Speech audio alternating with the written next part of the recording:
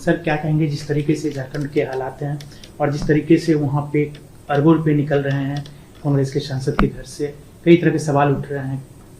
देखिए, मुझे तो बड़ा आश्चर्य है, आजादी के बाद किसी भी दल के सांसद के घर से इतनी बड़ी मात्रा में कैश नहीं पकड़ी गई होगी।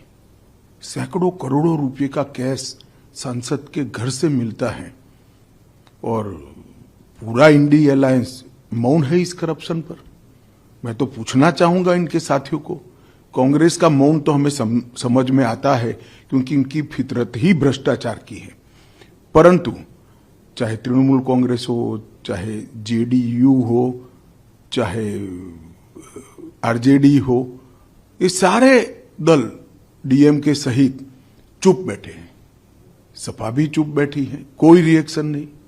अब मुझे समझ में आ रहा है कि मोदी जी के खिलाफ ये जो एक प्रचार अभियान चला कि एजेंसियों का दुरुपयोग हुआ है, वो क्यों चलाया गया?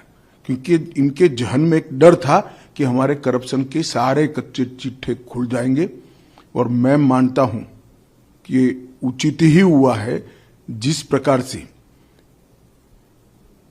इतनी विपुल मात्रा में भ्रष्टाचार झारखंड जैसे गरीब राज्य में हो रहा है, वो आंख खोलने वाला है।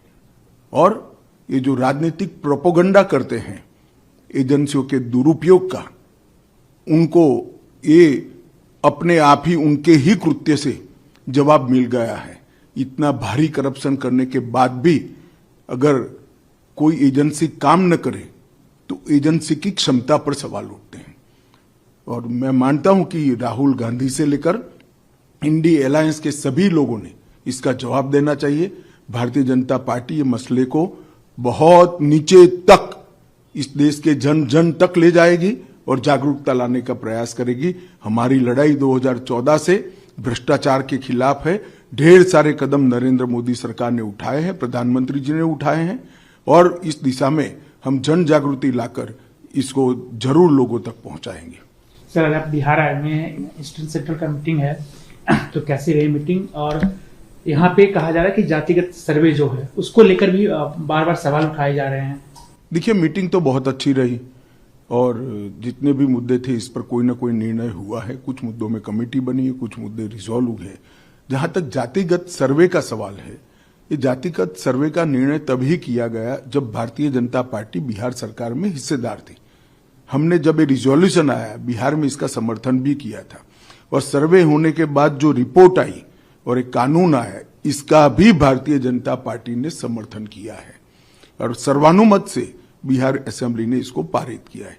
परंतु सर्वे के अंदर ढेर सारे सवाल उठे, मेनली मुसलमान और कुछ जाति विशेष को ज्यादा तवज्जो देकर छोटी पिछड़ी जातियों को अन्याय करने का सवाल बार बार उठ रहा है।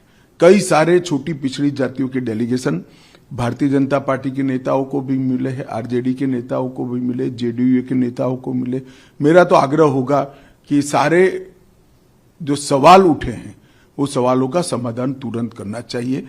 अपने राजनीतिक फायदे के लिए किसी भी जाति को अन्याय नहीं करना चाहिए। अपने राजनीतिक फायदे के लिए किसी समुदाय या किसी जाति को फायदा भी नहीं पहुंचाना चाहिए।